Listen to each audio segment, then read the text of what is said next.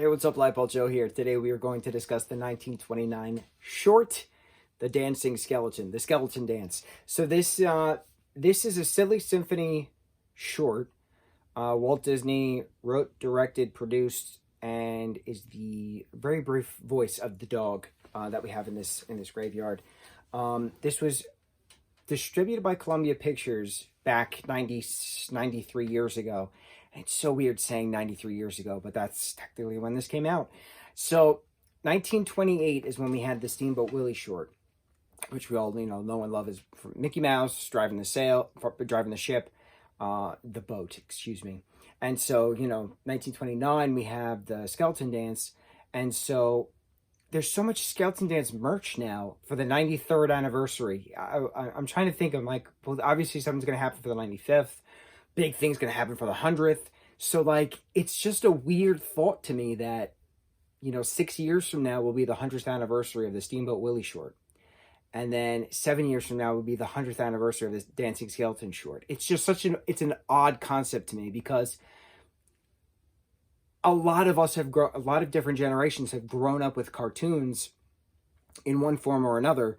And for it to be, about 100 years later, where we have the animated cartoon shorts and films, where they started from, it's just so weird to me that it's been almost a century later. So time flies, right? Time flies. So the skeletons, there's 4 of them. They dance in a graveyard. When the clock strikes midnight and the bats come out of the bell tower, and the cats are doing their thing after the dog howls, and they're just they're taking the bones and rattling away and stuff. And it's funny watching it now after all these years, because I love Tim Burton's Corpse Bride, which came out in 2005, and there's a whole dance number of skeletons dancing, rattling bones and playing xylophones and stuff, and it's literally based off of this short from 1929. And it's just haha, inspiration takes its form again. Tim Burton, we all know and love. He was an animator with the Disney Studios back in the 80s. He worked on Fox and the Hound, and he worked on Black Cauldron, I think.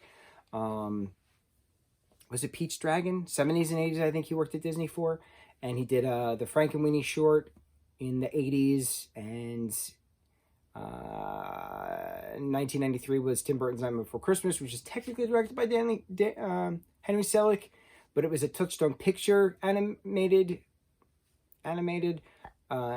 stop motion animated feature film.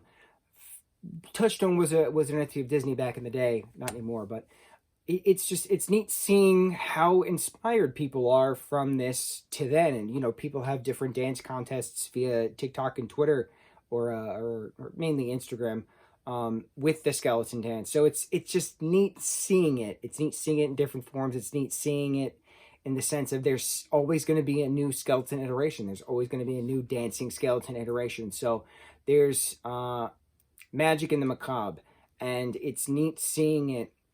And that was a big focal point of why Disney was so gung-ho about getting the Haunted Mansion up and running in Florida and California, that people like to be scared, and that there could be fun sides of being scared. It's that dopamine rush. So it's cool. It's just cool seeing history. It's cool seeing where it started from. I'm wearing a Haunted Mansion spirit jersey right now. It literally says Ghost House on it. So it's cool. I'm wearing my Freddy Krueger hat. This is not a Freddy Krueger. This is a Vulcan sweatshirt technically, but I'm cold. So Skeleton Dance, nice 5.5 minute, 6 minute short. I think it's on YouTube. That's where everybody could see it. It's on Walt Disney Animator's YouTube channel. So go check it out. It's got 25 million views. I did just look. I watched it on YouTube. That's the only way you could find it. You can't watch it anywhere else. But that's it. On to the next review. Mucho mahalo.